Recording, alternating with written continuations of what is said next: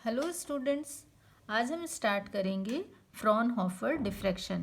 बेटा इसके पहले वाले जो प्रीवियस लेक्चर हैं इनमें आप फ्रेस्नेल डिफ्रैक्शन के बारे में पढ़ चुके हैं। होप सो कि सबको बहुत अच्छे से समझ में आ चुका होगा। तो स्टार्ट करते हैं फ्रॉनहोफर डिफ्रैक्शन। आज हम सबसे पहले इस टॉपिक के अंतर्गत diffraction at a single slit पढ़ेंगे।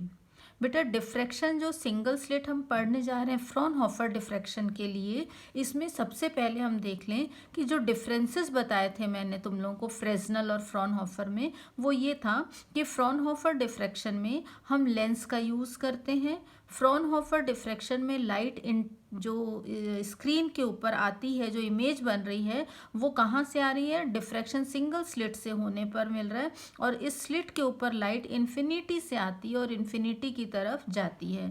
इसके साथ साथ जो इमेज बनती है बेटा वो किसकी बन रही है, सोर्स की बन रही है।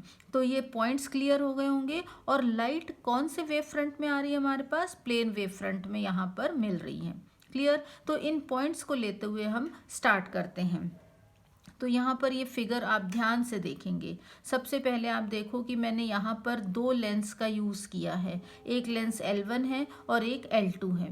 लेंस L1 छोटा दिखाई दे रहा है, लेंस L2 बड़ा है। ये जो लेंस है L1, इसकी फोकल लेंथ कम होगी कंपैरेटिवली R2 के। ठीक है, ये ज़्यादा फोकल लेंथ वाला है और ये कम फोकल लेंथ का है। हमने एक सोर्स यूज़ किया, मोनोक्रोमैटिक सोर्स सपोज हम ले रहे हैं। हमने अपर्चर लिया हुआ है, यहाँ पर नैरो स्लिट यूज़ की हुई है। ठीक है, और स्क्रीन।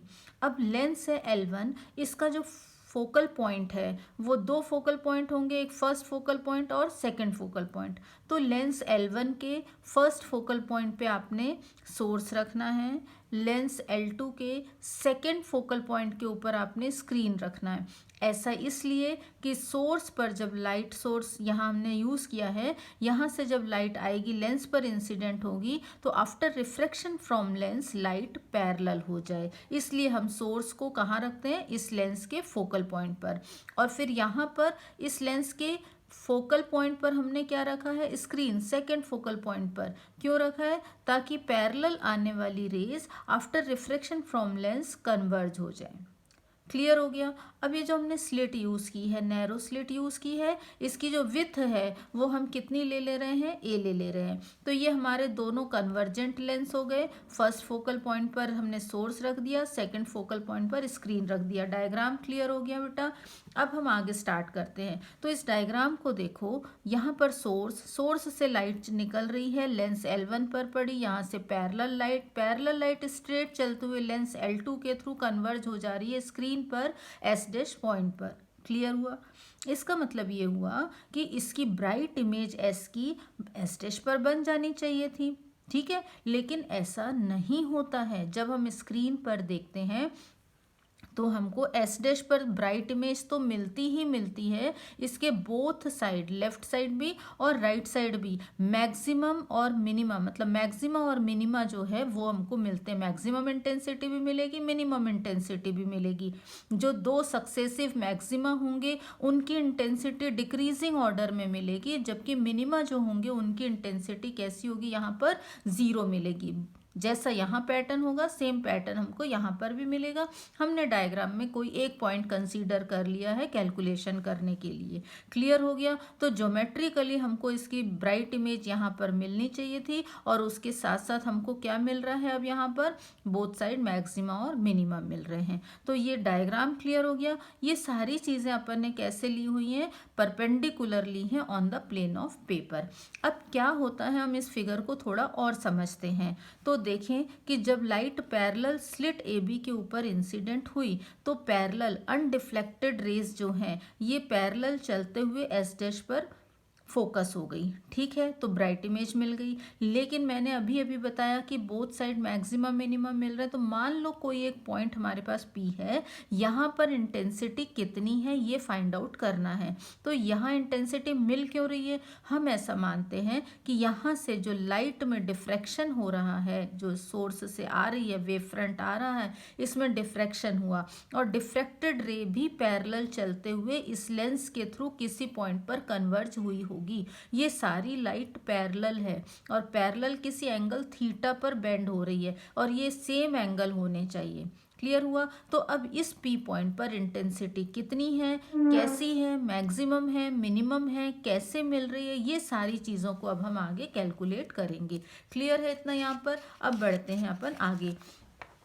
तो यहाँ पर देखो, हम पी पॉइंट पर इंटेंसिटी निकालने के लिए हमने क्या किया, फिगर यहाँ पर ध्यान से देखेंगे। ये हमारा प्लेन वेव फ्रंट आ रहा था, यहाँ पर अपन इसको, ये लाइट है तो इसको हम ऐसा शो कर सकते हैं, ठीक है। तो अब ये जो लाइट पी पॉइंट पर आ रही है, ए बी तक तो प्लेन वेव फ्रंट आ रहा था, लेकिन उसके आगे क्या हो रहा है, ए से लाइट निकल के यहाँ पर पी पॉइंट पर कन्वर्ज हुई, और फिर बी से भी लाइट यहाँ से पी पॉइंट पर कन्वर्ज हो रही है।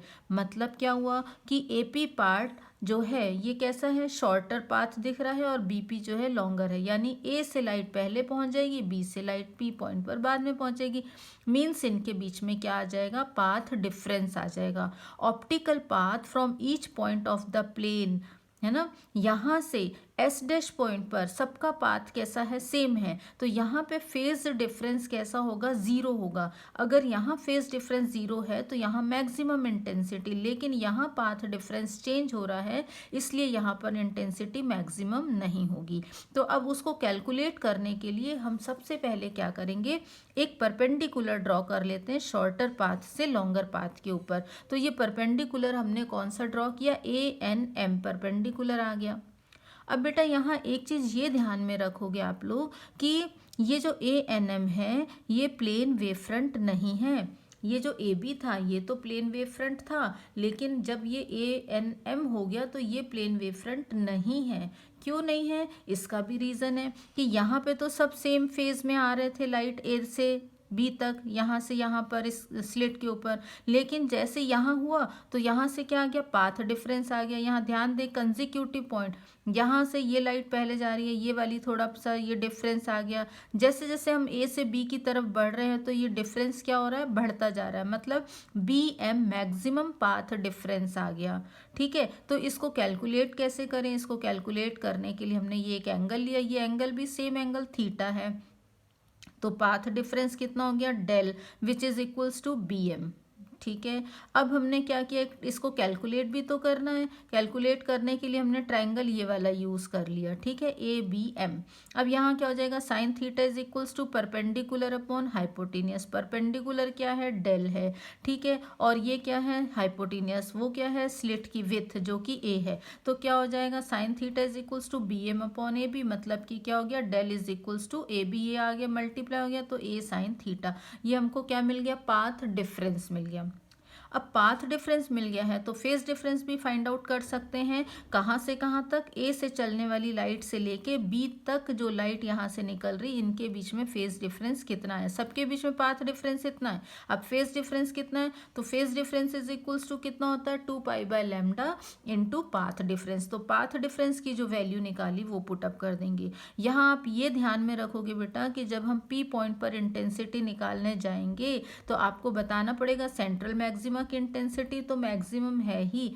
पी पॉइंट पर इंटेंसिटी अगर हम निकाल रहे हैं तो सबसे पहला पॉइंट जो आप याद रखोगे वो क्या है, आपको सबसे पहले पाथ डिफरेंस निकालना होता है। उसके बाद सेकंड पॉइंट आप फेज डिफरेंस निकालोगे, फिर पी पॉइंट पर रिजल्टेंट एम्पलीट्यूड निकालेंगे और लास्ट में इंटेंसिटी निकलेगी, resultant intensity at point P.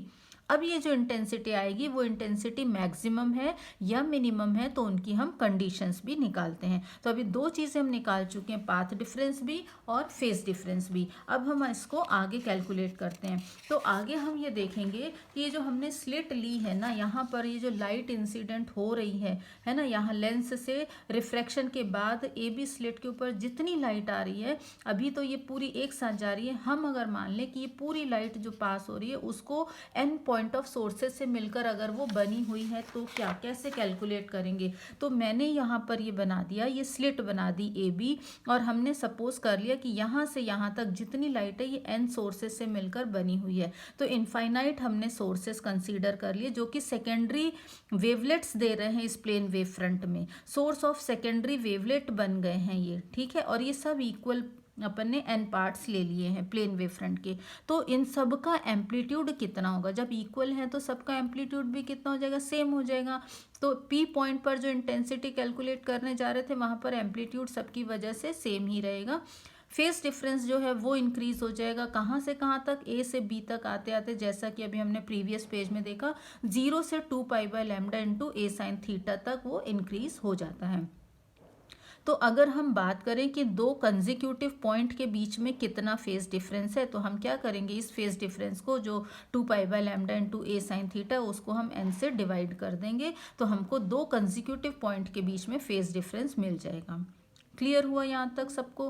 तो हम यहाँ पर ये याद रखेंगे कि एम्पलीट्यूड जो पी पॉइंट पर है सारी वेव की वजह से रिजल्टेंट एम्पलीट्यूड वो ए होगा, और जो एन वेव्स हैं जिनका एम्पलीट्यूड ए है उन सब की वजह से दो कंजिक्यूटिव जो वेव्स हैं उनके बीच में जो फेज मिलेगा, फेज डिफरेंस मिलेगा, वो कितना होगा, डेल होगा। तो ये दो चीज़ें हमको याद रखनी है। ठीक है, अब हम आगे इसको कैलकुलेट करने के लिए किसको, रिजल्टेंट एम्पलीट्यूड को कैलकुलेट करने जा रहे हैं, रिजल्टेंट इंटेंसिटी को कैलकुलेट करने जा रहे हैं पॉइंट पी पर। तो हम हेल्प ले लेते हैं फेज डायग्राम मेथड की।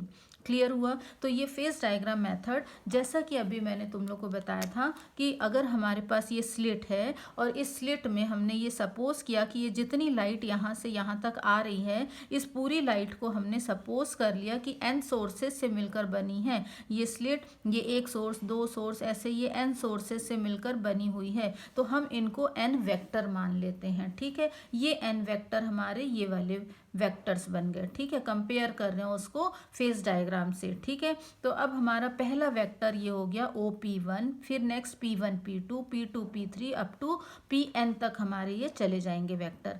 अब इन वेक्टर्स का जो मैग्नीट्यूड होगा, जैसे इसमें हमने एम्पलीट्यूड सबका क्या लिया था, ए लिया था, तो इनका कुछ मैग्नीट्यूड भी होगा वेक्टर्स का, तो वो मैग्नीट्यूड हमने किससे रिप्रेजेंट किया, ए से रिप्रेजेंट किया।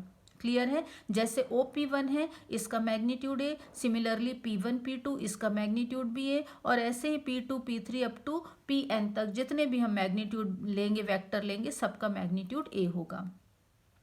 अब हर वेक्टर जो है, अगर हम ये फेज डायग्राम बना रहे हैं, एक पॉलीगॉन बना रहे हैं, तो उसका कुछ सेंटर भी होगा, तो हर वेक्टर उस सेंटर पे एक एंगल बनाएगा। जैसे कि यहाँ से ये बन रहा है पहला वाला, तो ये जो है कितना एंगल दे रहा है, डेल एंगल दे रहा है। और ये डेल एंगल क्या है, ये जो अपन ने इसमें क्या बताया था, फेज डिफरेंस बताया था। ठीक है, तो वेक्टर मेथड जो है, यहाँ से ये एक वेक्टर इस सेंटर पर एक एंगल डेल ड्रॉ कर रहा है। ऐसे ही नेक्स्ट जो हमने लिया है, वेक्टर लिया है, ये भी डेल, ऐसे सारे वेक्टर यहाँ पर जो सेंटर पर एंगल बनाएंगे डेल बनाएंगे, तो एन वेक्टर है, तो टोटल एंगल कितने हो जाएंगे, 1 del 2 del 3 del up to N del हो जाएगा। क्लियर हो गया? तो यहाँ ध्यान दे दे, magnitude of each vector OP1 P1 P2 P2 3 a हो गया, एंगल इनके बीच के कितने हो गए, डेल हो गए। OPN अगर हम इसको फर्स्ट वेक्टर और लास्ट वेक्टर को मिला दें, तो हमारा जो रिजल्टेंट वेक्टर होगा OPN होगा, है ना, और इससे जो एंगल यहाँ पर बनेगा वो कितना बन जाएगा, एन डेल बन जाएगा।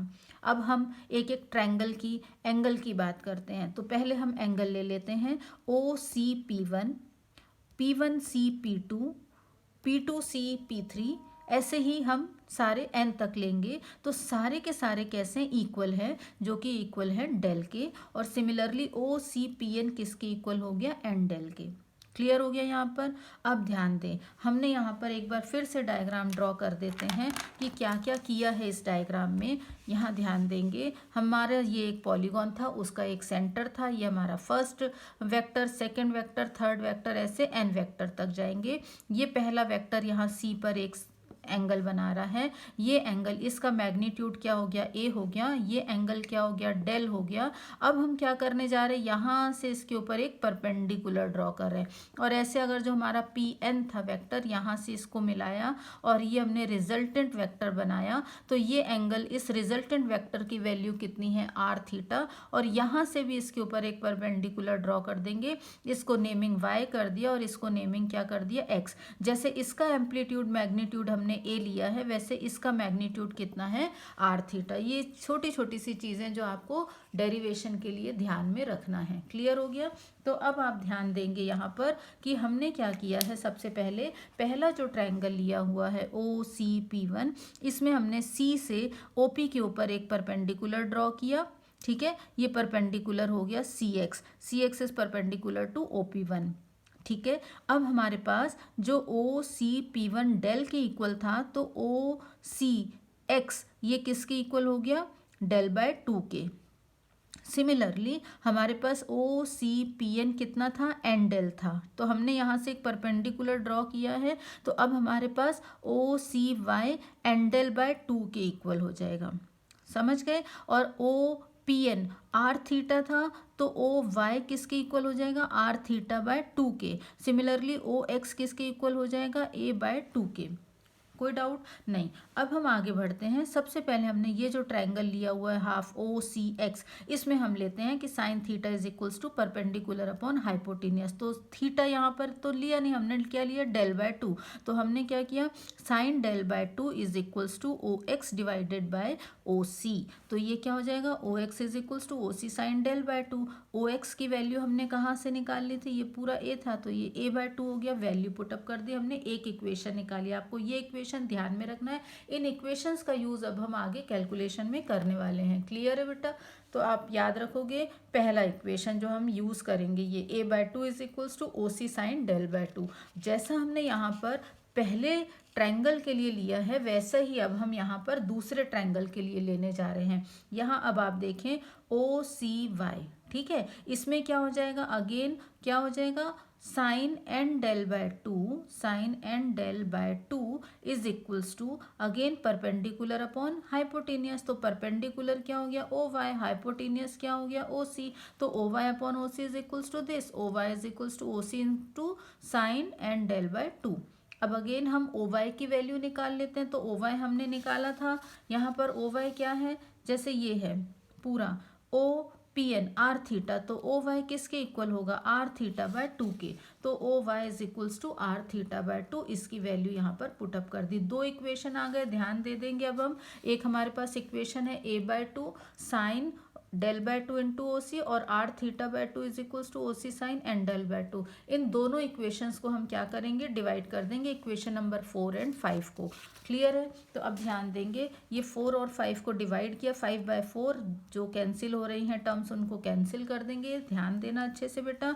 यहाँ आर थीटा बाय ए, अब आपके पास ये आ जाएगा। यहाँ अब हमने क्या कर दिया है, यहाँ हमने इसको क्रॉस मल्टीप्लीकेशन कर लिया। इसके आगे हम क्या करेंगे, यहाँ डेल दिख रहा है, डेल इज इक्वल्स टू हमने निकाला था 1 by N 2 pi by lambda into A sine theta, वो वैल्यू अब हम यहाँ पर पुटअप कर देंगे। ठीक है। तो जैसे ही हम ये वैल्यू पुटअप करेंगे तो क्या आ गया अपने पास ये, ठीक है। अब हमने जो कैंसिल हो रही हैं टर्म्स उनको कैंसिल कर देना है। डेल ये होता है डेल, तो हमने उस इक्वेशन में ये वैल्यू पुटअप करके कैंसिल आउट कर दिया। एन से एन कैंसिल, टू से टू कैंसिल। सिमिलरली यहाँ पे भी रिमेनिंग टर्म हमारे पास ये आ जाएगी, R theta is equals to A sine pi A sine theta upon lambda into sine pi A sine theta divided by N lambda. ठीक है। अब क्या करेंगे, तो ये सब कांस्टेंट दिख रहे हैं, हमने इसको क्या कर दिया, न्यूमरेटर में जो टर्म दिख रही है इसको इक्वल टू पी कंसीडर कर लिया। तो ये पी पुटअप कर दिया, यहाँ पर भी पी आ जाएगा। तो क्या आया finally, R theta is equals to A sine P divided by sine P by N. अब ध्यान देना, यहाँ पर n क्या है, हमने सपोज किया था कि ये स्लिट के अंदर कितने सोर्सेज बन रहे हैं, n सोर्सेज बन रहे हैं। ठीक है। वो जो n सोर्सेज बन रहे हैं अगर वो बहुत ज़्यादा हैं, है ना, जो स्लिट अपन ने ली थी, जैसा कि मैंने यहाँ पर बताया था कि अगर हम ये स्लिट लेते हैं और इसमें यहाँ से n सोर्सेज बनते हैं, अगर ये सोर्सेज की संख्या बहुत ज़्यादा है, ये जो ऑल डायरेक्शन में लाइट एमिट कर रहा है, हर सोर्स ऑल डायरेक्शन में लाइट एमिट कर रहा है, ठीक है, तो अगर ये n सोर्सेज बहुत ज़्यादा हैं तो उस केस में क्या हो जाएगा, p बाय एन की वैल्यू स्मॉल हो जाएगी ना। तो sine p by N is equals to क्या हो जाएगा, p बाय एन। यहाँ मैंने लिख दिया है, आपको ये लिखना है, ये जब आप डेरिवेशन करोगे तो आप ध्यान देंगे इस पर कि n अगर बहुत लार्ज है तो p बाय एन बहुत छोटा हो जाएगा। उस केस में साइन p बाय एन किसके इक्वल हो जाएगा, p बाय एन के इक्वल हो जाएगा। तो अब हम इसको रीअरेंज कर देंगे तो ये आ जाएगा हमारे पास N A sine p by p। ये इक्वेशन इंपॉर्टेंट इक्वेशन है जो किसको बता रहा है, एम्पलीट्यूड को बता रहा है, p पॉइंट पर जो रिजल्टेंट एम्पलीट्यूड है। लेकिन अभी एक चीज़ हमको यहाँ पर और बतानी है। अब ये चीज़ हम क्या बताने जा रहे हैं, हमने कंडीशन भी तो ली थी डायग्राम, अगर आपको याद होगा फर्स्ट डायग्राम देखें अगर हम, तो यहाँ पर क्या लिया था मैंने, कुछ लाइट जो है वो स्ट्रेट जा रही है, ये सीधी सीधी जा रही है, और कुछ थीटा एंगल पर क्या हो रही है, डिफ्रैक्ट हो रही है ना। तो अगर थीटा 0 है यानी जो स्ट्रेट जा रही हैं, ठीक है, इनके लिए क्या कंडीशन, तो थीटा इनके लिए क्या होगा 0। तो अगर थीटा 0 है तो हमने डेल क्या लिया था, डेल हमने यहाँ पर लिखा है, तो थीटा 0 है तो यहाँ पर थीटा 0 पुटअप कर दिया, थीटा 0 पुटअप किया तो डेल क्या हो गया, 0 हो गया। पी की वैल्यू हमने यहाँ पर लिया है pi A sine theta upon lambda, यहाँ पर भी थीटा 0 पुटअप किया तो पी की वैल्यू भी 0 हो गई। अब अगर ये दोनों ही 0 हैं तो दैट इज, इसका मतलब क्या है कि ऑल वेव्स जो हैं वो सेम फेज में हैं, है ना। अगर सब सेम फेज में हो, क्योंकि फेज डिफरेंस है ही नहीं ना, फेज डिफरेंस नहीं है मतलब क्या हुआ, तो आपने यहाँ पर लिमिट अप्लाई कर देनी है, तो लिमिट अप्लाई करोगे p टेंस टू 0 तो साइन p बाय p कितना हो जाएगा 1।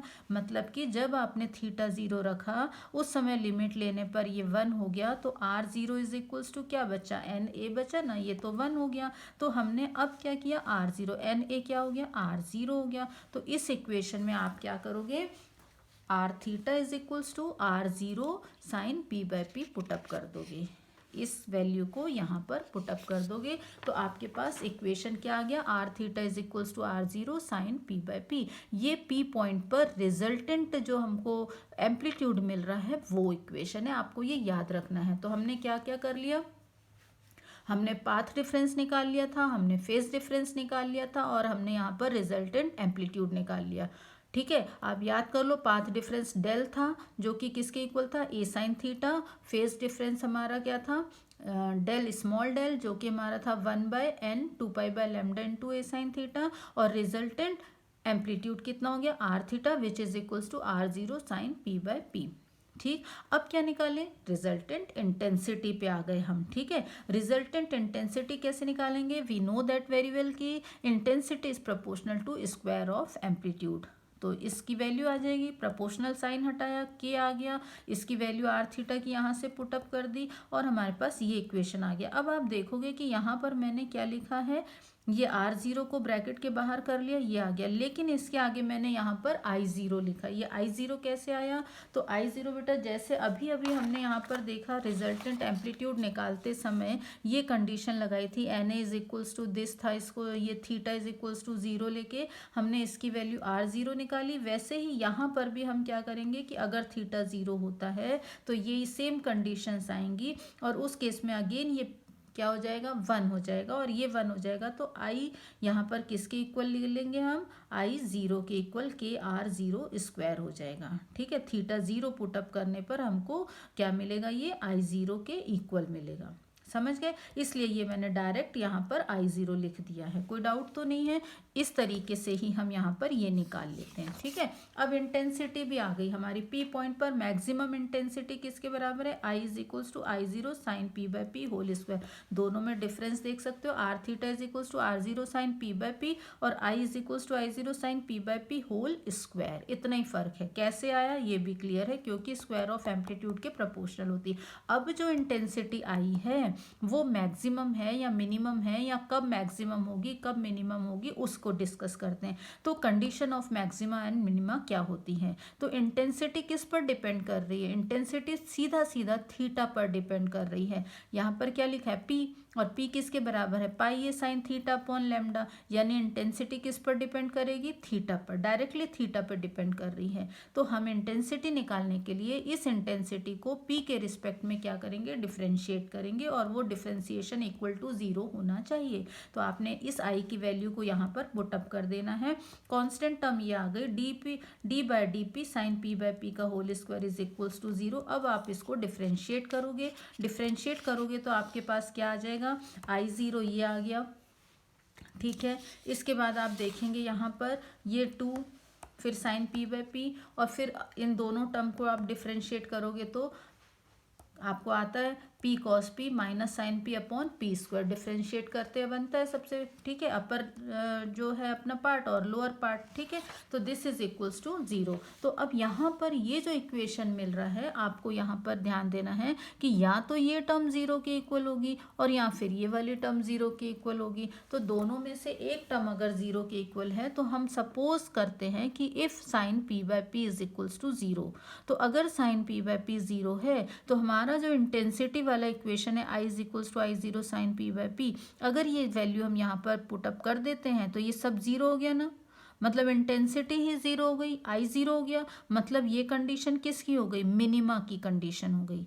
साइन पी बाय पी 0 करते हैं तो मिनिमा मिलेगा, तो बचा क्या, सेकेंड टर्म। अगर ये 0 होता तो क्या होता, अगर सेकेंड टर्म 0 के इक्वल है तो ये इक्वल टू 0, इसको सेट किया तो क्या मिल गया, 10p is equals to p, मतलब ये कंडीशन क्या है, ये मैक्सिमा को शो कर रही है, ये कंडीशन रिप्रेजेंट कर रही है मैक्सिमा को।